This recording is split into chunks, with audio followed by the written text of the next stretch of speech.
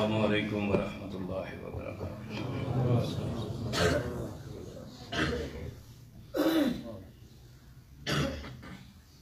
ان الحمد للہ نحمده ونستعینه ونستغفره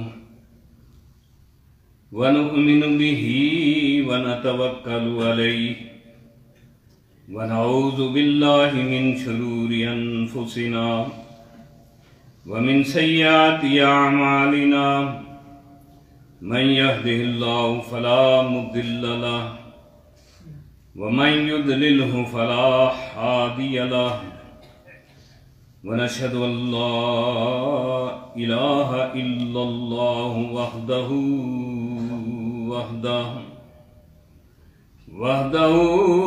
لا شريك له ونشهد ان محمدا عبده ورسوله اللهم صل على محمد وعلى آل محمد كما صليت على إبراهيم وعلى آل إبراهيم إنك حميد مجيد اللهم بارك على محمد وعلى آل محمد كما باركت على إبراهيم وعلى آل إبراهيم إنك حميد مجيد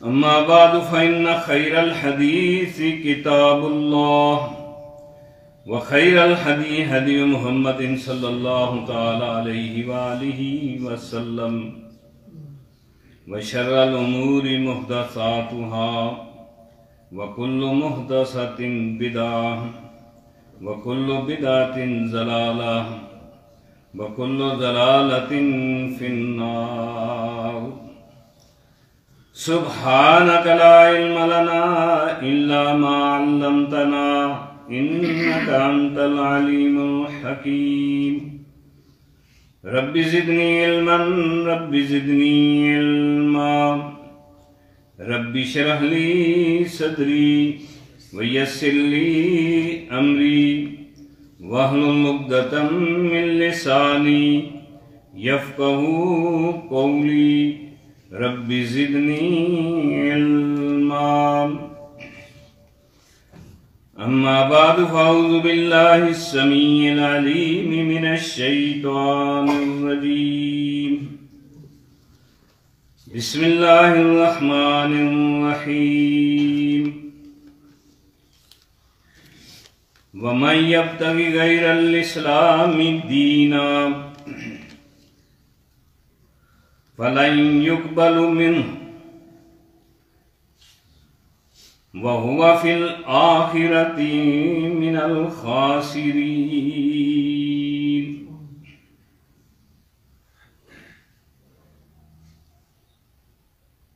برادران اسلام، بزرگان محترم اور عزیزان کرام اور تمام سامعین حضرات، اللہ کی حمد و ثنا اور تعریف کے ساتھ جمعے کے خطبے کی ابتدا کرتے ہیں۔ رب ذوالجلال سے دعا ہے کہ برکتوں سے بڑھا کر قبولیت کا شرف عطا فرمائے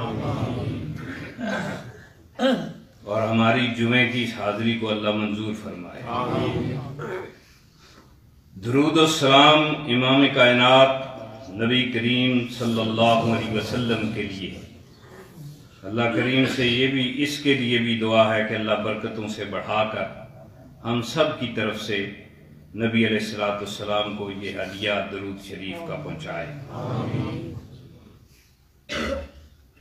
تمام انبیاء جو دنیا میں تشریف لائے اور گزر چکے ہیں، ہم ان سب پر ایمان اور یقین رکھتے ہیں اور دعا کرتے ہیں کہ اللہ ان سب پر اپنی رحمت اور کرم اور برکت اور مہربانی نازل فرمائے۔ خاص کر ابراہیم علیہ السلام پر جس طرح اللہ نے مہربانیاں کی، ان کی آل پر دعا ہے کہ اللہ تعالیٰ اس سے بھی زیادہ محمد رسول اللہ صلی اللہ علیہ وسلم کی ذات پر، آپ کی ازواج مطہرات پر، آپ کے صحابہ کی جماعت پر، آپ کی آل پر، پوری امت پر اللہ رحمتیں اور برکتیں نازل فرمائے۔ جتنے ہمارے گناہ ہیں اس قدر اگر اللہ سزا دے تو ہم تو ایک پل جی نہیں سکتے، لیکن اس کریم کی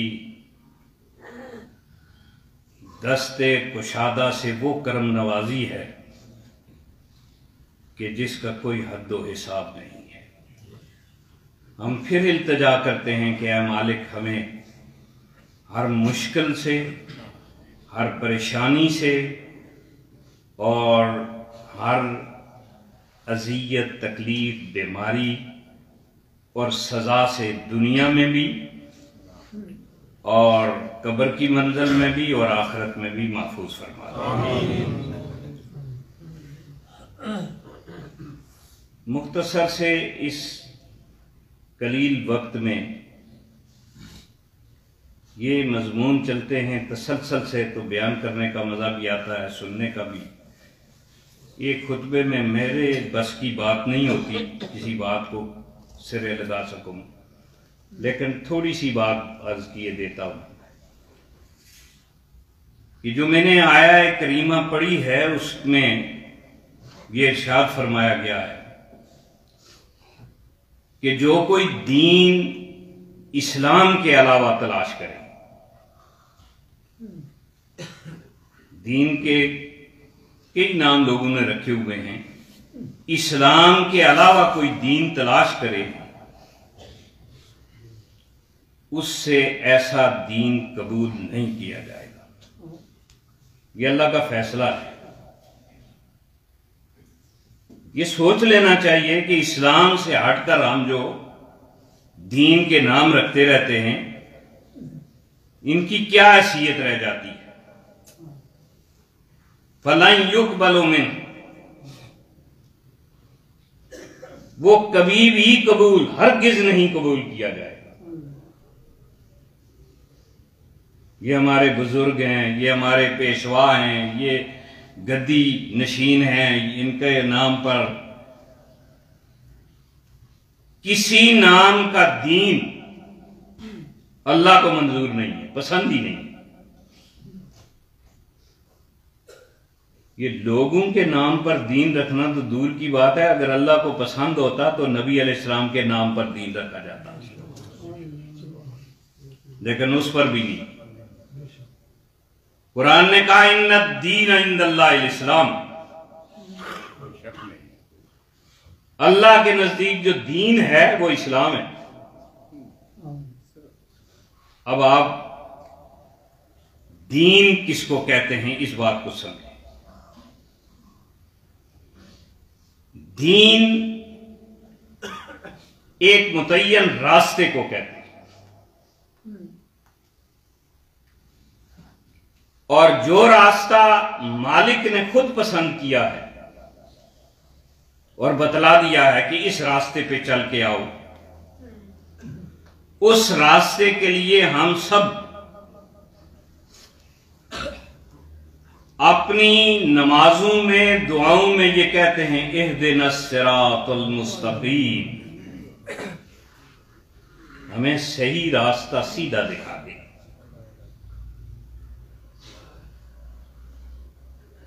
جو سیدھا راستہ ہے اس میں ایک پیچ نہیں ہے، دائیں بائیں نہیں ہے۔ عبداللہ بن مسعود رضی اللہ تعالیٰ عنہ بیان کرتے ہیں، ایک روز ہمیں رسول اللہ صلی اللہ علیہ وسلم نے بات سمجھائی۔ زمین کے اوپر ایک سیدھا خط کھینچا اور پھر اس کے ساتھ ادھر ادھر جس طرح درخت کی ٹہنیاں ہوتی ہیں اس طرح آپ نے لکیریں لگائی اور بتلایا کہ یہ جانتے ہو کیا ہے؟ یہ جو سیدھا ہے یہ صراط مستقیم ہے۔ یہ سمجھانے کے لیے، اور یہ جو دائیں بائیں ہیں لکیریں یہ ٹیڑھے راستے ہیں۔ صراط مستقیم نہیں ہے، ان سے بچو۔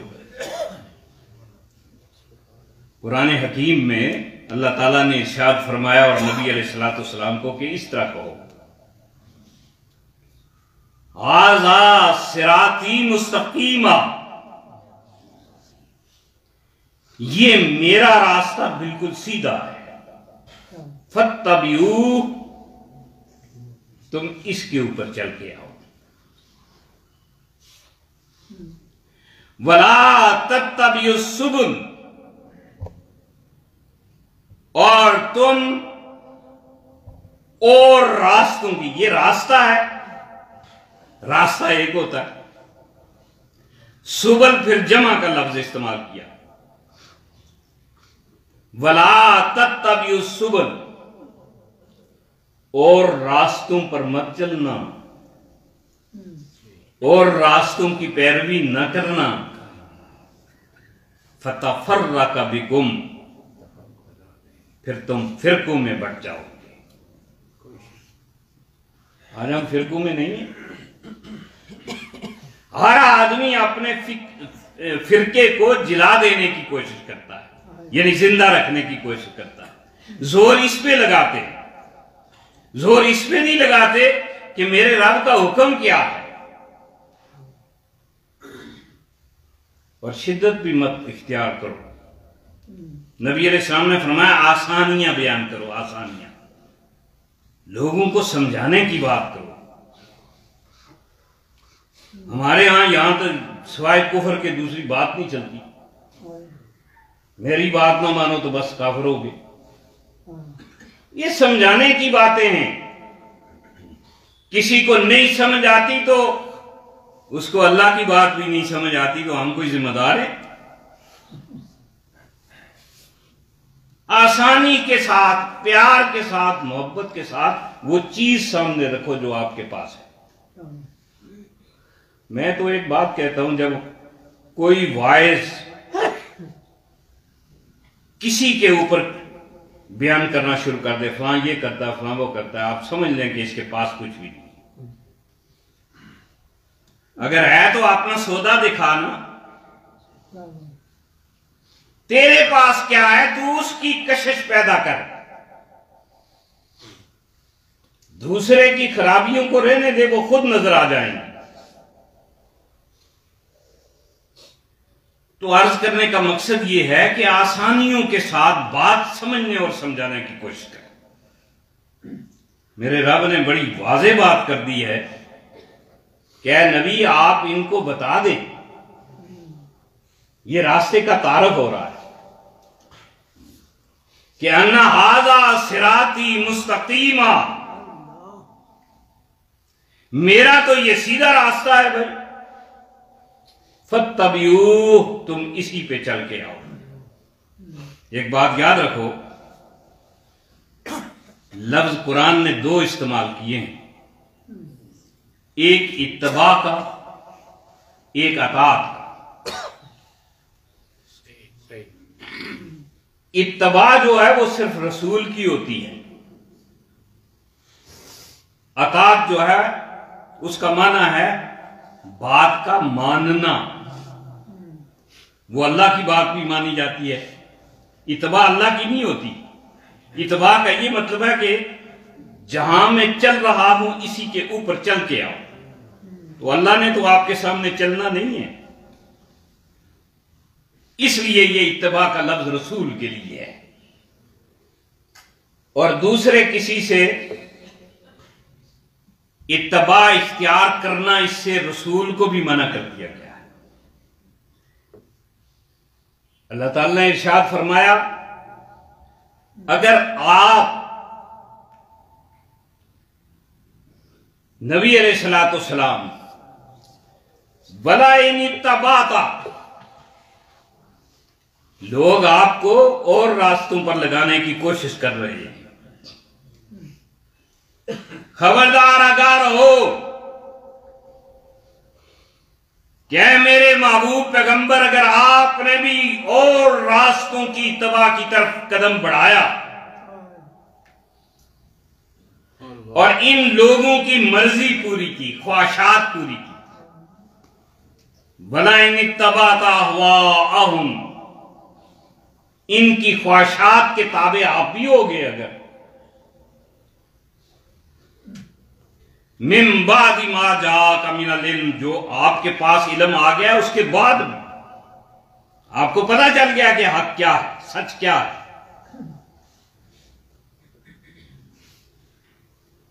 تو اگر آپ نے یہ اس علم کے آ جانے کے بعد کوئی بات کی،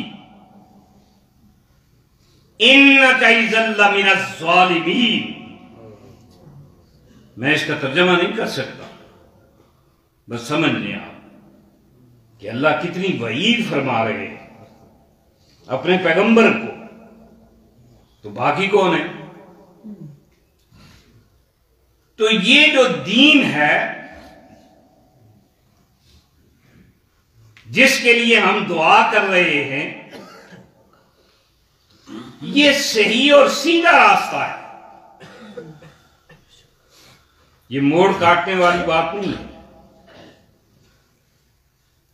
چلو جی پہنچ ہی جائیں گے ادھر سے ادھر سے گھوم گھما کے دیر سے چاہیے، یہ نہیں، یہ اٹکل پچو نہ کریں. صاف اور سیدھی بات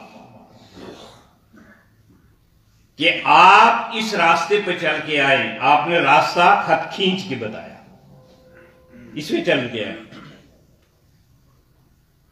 اور یہ جو راستہ ہے دین اسلام، سوال بھی اسی پر ہوں گے. جو پیپر دیا گیا ہے، جو آپ نے حل کرنا ہے دنیا میں بھی اور قیامت کے دن بھی، جب قبر کی منزل ہوگی، اے اللہ ہمارے لیے آسان کر دے، سارے مسلمانوں کے لیے آسانیاں کر دے. تو سوال ہوگا اور اس کا جواب دینا پڑے گا. یہ ہم نہیں کہہ رہے، میں نہیں کہہ رہا، یہ امام کائنات اللہ کے بھیجے ہوئے نبی فرما رہے ہیں کہ سوال ہوگا اور جواب دینا پڑے گا. آپ نے فرمایا سب سے پہلی بات یہ پوچھی جائے گی، من ربک، تیرا رب کون ہے؟ یہ جس کائنات کے پروردگار نے ہم کو ایک پانی کی بوند سے یہاں تک پہنچا دیا ہے، اس کو ہم بھول بیٹھے. یا ایھا الانسان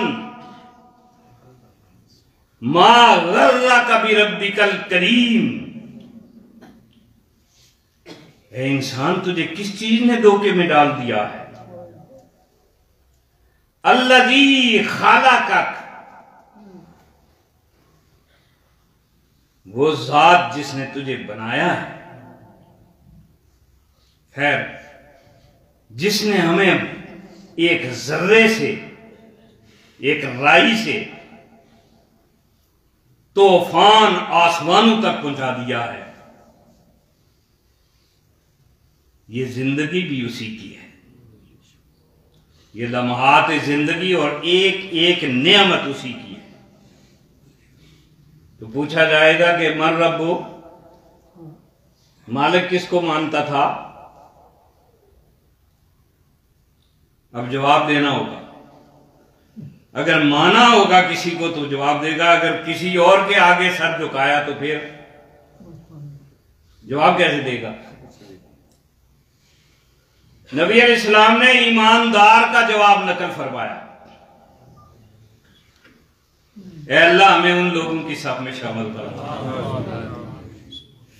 وہ کہیں گے، ایمان والا کہے گا ربی اللہ،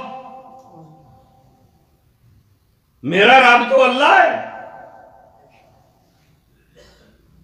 رب کہتے ہیں پروردگار، پالنے والا، پرورش کرنے والا. وقت ضائع ہو جائے گا ورنہ میں اس کی بحث کرتا. وہ پالن ہار میرا اللہ ہے.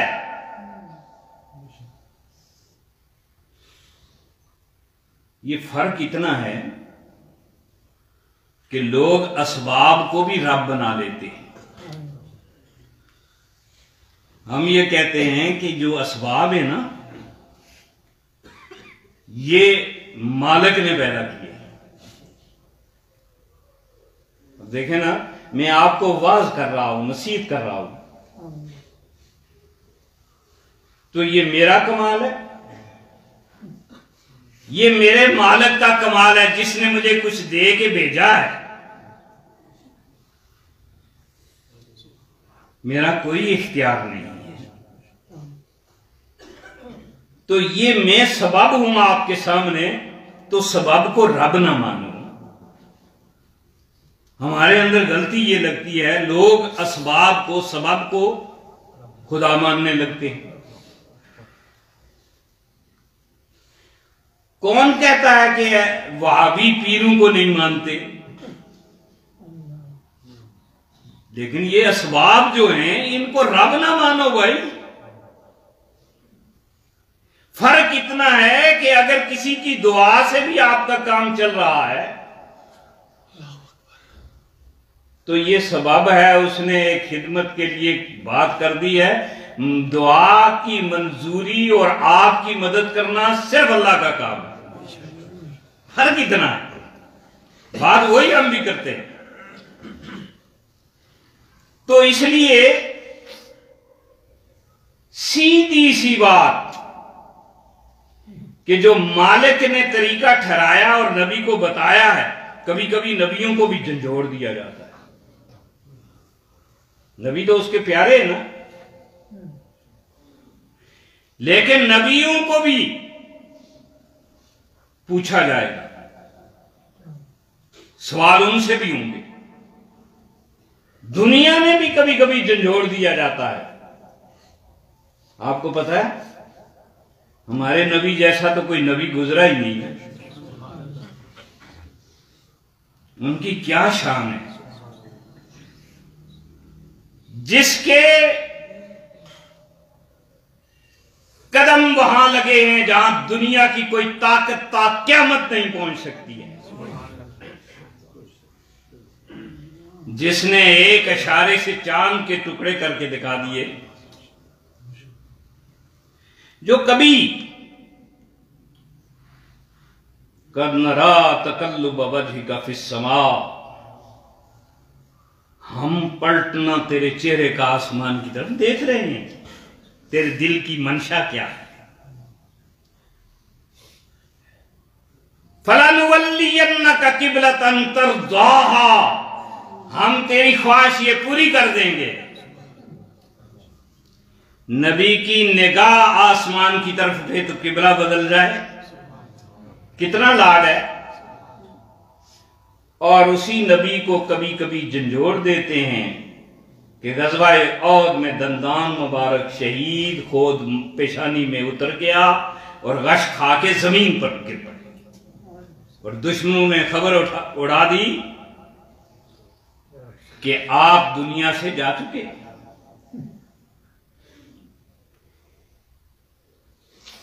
نبیوں کو بھی پوچھا جائے گا،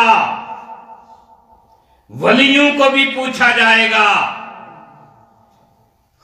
بزرگوں کو بھی پوچھا جائے گا، برخورداروں کو بھی پوچھا جائے گا۔ قبر کا سوال ہے، من ربک، اور اس کے بعد جواب دے گا ایمان والا کوئی شخص کہ اللہ ہمارے مرتے وقت بھی ایمان سلامت رکھے اور نبی کا کلمہ نصیب فرمائے۔ پوچھا جائے گا، یہ گھڑی ٹھیک ہے سامنے والی؟ وقت ہو گیا ہے نا، 5 منٹ ہے۔ نبیوں کو بھی، ولیوں کو بھی، اپنوں کو بھی، بیگانوں کو بھی جواب دینا ہوگا۔ ان سوالات کے اس پرچے پر، سوالات کے پیپر پر یہ جواب تیار کرنے یہاں ہیں،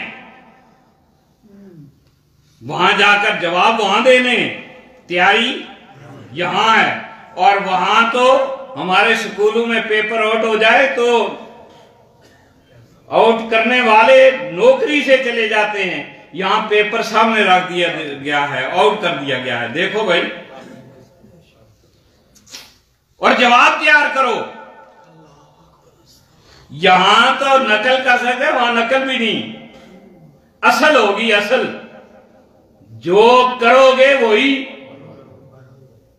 بھرو گے، وہی جواب دینا پڑے گا۔ رب مانا ہے اللہ کو تو کہے گا ربی اللہ، میرا رب اللہ ہے۔ اور پوچھا جائے گا ما دینوں کا۔